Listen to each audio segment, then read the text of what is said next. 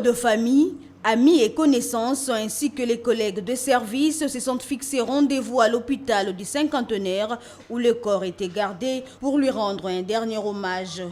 Après l'hôpital du Cinquantenaire, le cortège funéraire s'est dirigé vers sa résidence située dans la commune de Bondalungwa. Ici, les décors est déjà planté. C'est le tour de la population de Bondalungwa de rendre hommage à ce natif de cette municipalité avant de prendre la route de l'aéroport international d'Ondjili pour le rapatriement en France où il a choisi de vivre avec sa famille. La première des choses, Dido Senga, c'est mon beau-fils.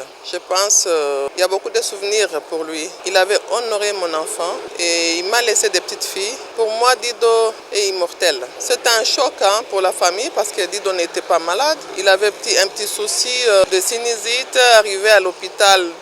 3 hôpitaux, ils ont dit non, il faut d'abord accepter le corona et tout. Et pour nous, on a dit non, il n'y a pas de corona. Ses amis ainsi que ses proches collaborateurs n'ont pas manqué des mots. Dido, c'était un ami, c'était vraiment un frère, on s'est connus, ça fait une trentaine d'années à Paris. Donc c'est pour ça qu'on a fait toutes les démarches et on l'accompagne aujourd'hui. Les souvenirs, il y en a beaucoup, on en a partagé ensemble. Malheureusement, Papa Wemba est parti, maintenant c'est Dido.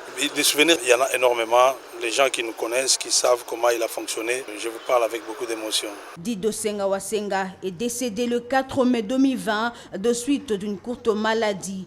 Il laisse 3 femmes et 14 enfants. Que son âme repose en paix.